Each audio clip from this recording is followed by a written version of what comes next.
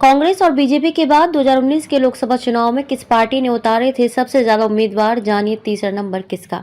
अब तक देश में 18वें लोकसभा चुनाव की तैयारी शुरू हो चुकी है। देश की सबसे बड़ी दो राष्ट्रीय पार्टी बीजेपी और कांग्रेस सबकी नजर में है। दोनों ही पार्टी देश के करीब हर राज्य में चुनाव लड़ती हैं। देश में इसी महीने लोकसभा चुनाव का ऐलान होने वाला है। ऐसे में चुनाव के पहले विशेषज्ञ और जानकार तमाम तरह के आंकड़े निकाल रहे हैं। देश में पहला आम चुनाव 1952 में हुआ था। इसके बाद अब तक देश में 18वें लोकसभा चुनाव की तैयारी शुरू हो चुकी है। चुनाव प्रचार भी अब गति पकड़ रहा है, लेकिन इन सब के बीच आंकड़ों के जरिए कुछ रोचक जानकारी सामने आ रही है। दरअसल देश की सबसे बड़ी दो राष्ट्रीय पार्टी बीजेपी और कांग्रेस सबकी नजर में है। दोनों ही पार्टी देश के करीब हर राज्य में चुनाव लड़ती हैं। ऐसी स्थिति में बीते चुनाव के कुछ रोचक आंकड़ों पर नजर डालना जरूरी नजर आता है। न्यूज एजेंसी द्वारा दी गई जानकारी के अनुसार गैर लाभकारी संगठन PRS लेजिस्लेटिव रिसर्च के मुताबिक 2019 के आम चुनाव में 542 संसदीय निर्वाचन क्षेत्रों से 8,039 उम्मीदवार चुनाव लड़ रहे थे। क्या कहते हैं आंकड़े।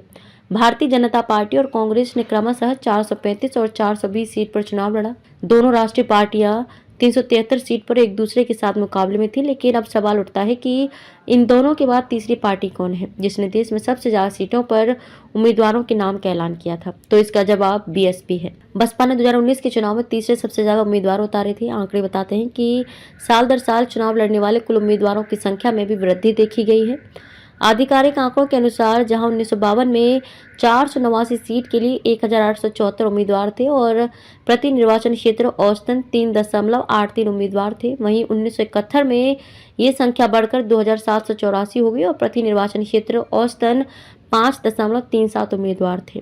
आधिकारिक आंकड़ों से पता चलता है कि 2009 के आम चुनावों में 543 सीट के लिए कुल 8,070 उम्मीदवारों ने चुनाव लड़ा था और औसत बढ़कर 14.86 हो गया। 2014 के लोकसभा चुनाव में कुल 8,251 उम्मीदवार मैदान में थे।